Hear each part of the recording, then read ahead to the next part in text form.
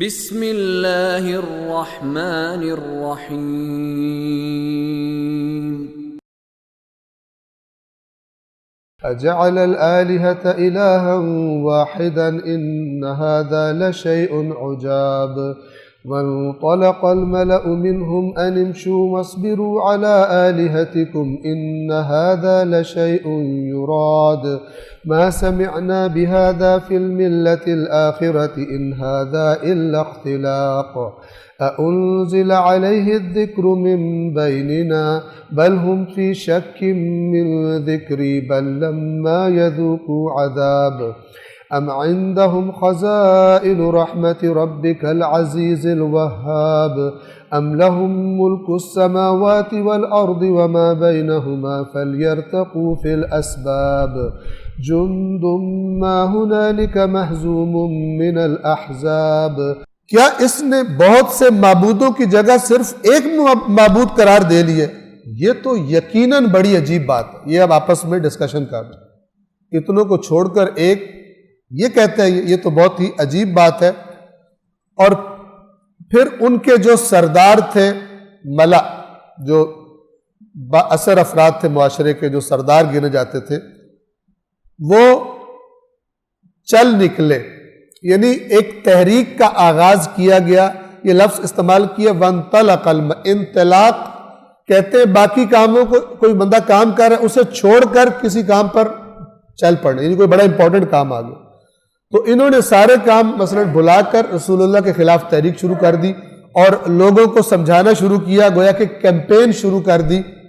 اور کیا کہا کہ یہ کہتے ہوئے چلے کہ آؤ ہمارے ساتھ دو، ہم نے کیمپین کرنی ہے اور اپنے معبودوں پر ڈٹے رہو۔ یہاں پہ لفظ ہے وَاصْبِرُوا، صبر کرو اپنے معبودوں پر، یعنی اس کی باتوں میں آ کر اپنے معبودوں کو چھوڑ نہیں دینا۔ اور یقیناً یہ وہ چیز، یہ وہ بات کر رہا ہے کہ جس میں اس کی کوئی غرض پوشیدہ ہے، یعنی یہ کچھ فائدہ حاصل کرنا چاہتا ہے۔ وہی اپنے دماغ سے سوچ رہے تھے، چونکہ خود ناپاک تھے تو سمجھتے تھے کہ یہ بھی کوئی اپنا فائدہ لینے کے لیے یہ چکر چلا رہا ہے۔ اور ان کی دلیلوں میں سے ایک دلیل یہ تھی، آپ توجہ فرمائیں، کہ لوگوں کو یہ سمجھاتے وقت یہ کہتے تھے کہ ہم نے کبھی پچھلے کسی مذہب میں تو یہ بات نہیں سنی، یہ اور کچھ نہیں، ایک گھڑی ہوئی بات ہے۔ کہتے تم نے دیکھا ہے یہ یہودی ہیں، یہ بھی یعنی کئیوں کو مانتے ہیں، جیسے قرآن نے کہا عزیر کو اللہ کا بیٹا مانتے ہیں۔ مسیح تم نے دیکھے ہیں، وہ بھی عیسیٰ کو اللہ کا بیٹا مانتے ہیں، وہ بھی عیسیٰ کی عبادت کرتے ہیں۔ یہ تو جو ہم نے، ہمارے پاس جتنی بھی ہم نے تحقیق کی ہے، یہ نئی بات گھڑ کے لے آئے، اور اس نئی بات، گھڑی ہوئی بات پر یقین مت کرو۔ اور پھر اور کیا کہتے تھے؟ کہتے تھے کیا اتنے ہم لوگ ہیں، کیا ہمارے درمیان یہ ذکر اسی پر نازل کیا گیا ہے؟ یہ پھر قرآن کی باقی آیات کو مد نظر رکھتے ہوئے کہ یعنی اس میں کوئی بات ایسی نہیں ہے کہ اس کی سلیکشن ہو، نہ اس کے پاس مال ہے، نہ اس کے آگے پیچھے لوگ چلتے ہیں، اس کی حیثیت ہی نہیں ہے دنیا، یعنی ظاہری اعتبار سے۔ تو اگر اللہ کو انسانوں کی نصیحت ہی مطلوب تھی تو کسی بہت ہی امیر آدمی کو قرآن دیتا جس کے لوگ پیچھے چلتے ہیں، جو بولے تو لوگ سنتے ہیں، اس کی تو بات ہی کوئی نہیں سنتا، اس کے پاس تو مال دنیا ہی نہیں ہے۔ تو اس کو دلیل بنا کر پیش کرتے تھے۔ رسول اللہ کے پاس ظاہری مال دنیا کا نہ ہونا، اس کو کہتے تھے کہ یہ نبی نہیں ہو سکتا۔ اور یہ انتہائی اہم موضوع ہے جس کو قرآن نے بار بار اٹھایا ہے، وہ یہ کہ جن کے چیزوں کی کو پرکھنے اور انتخاب کا معیار وہ نہیں ہوتا جو اللہ نے دیا ہوا ہے، وہ دھوکہ کھا جاتا ہے۔ اور اپنے آپ کو چاہے بڑا صحیح سمارٹ سمجھ رہے ہو، کلیور سمجھ رہے ہو، چالاک سمجھ رہے ہو، لیکن دھوکہ کھا جاتا ہے۔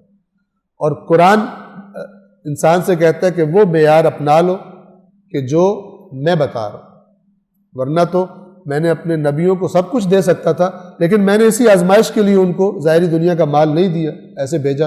اور یہ مالدار لوگ اس کو دلیل بنا لیتے تھے کہ یہ تو نبی ہو ہی نہیں سکتا۔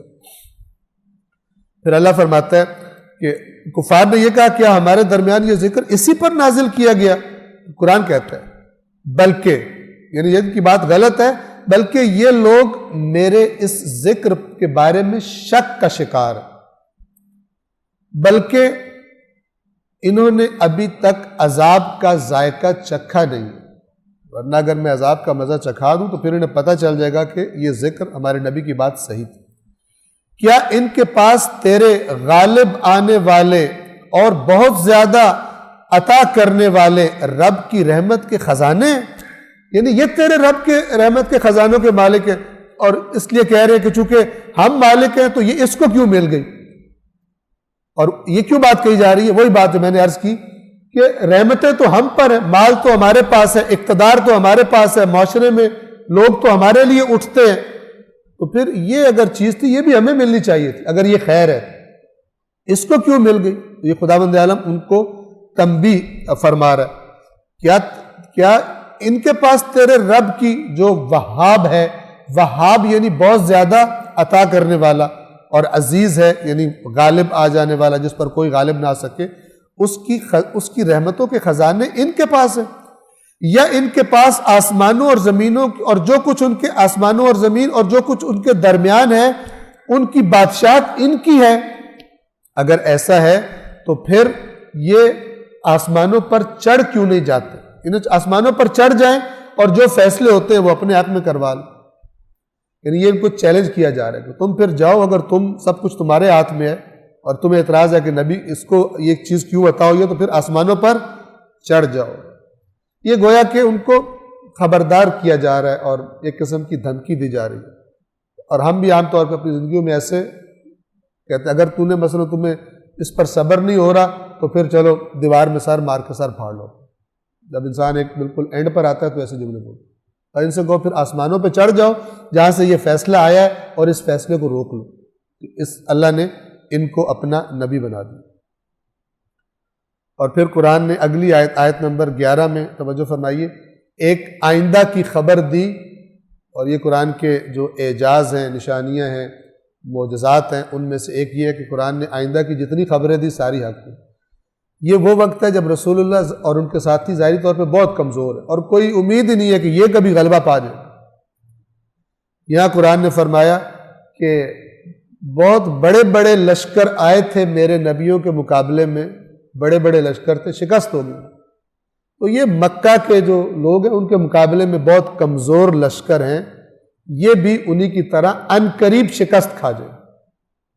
اور کچھ عرصے کے بعد بدر میں شکست ہوئی، پھر احد میں بھی اگرچہ شکست ان کو ہوئی تھی لیکن مسلمانوں کو نقصان کافی ہوا، بعد میں پھر شکست ہوئی، جنگ احزاب میں شکست ہوئی، اور اس کے بعد پھر فتح مکہ میں مکمل شکست ہوئی۔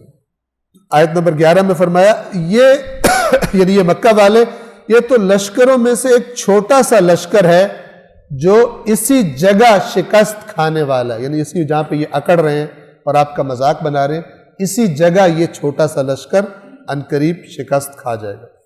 صدق اللہ العلی العظیم۔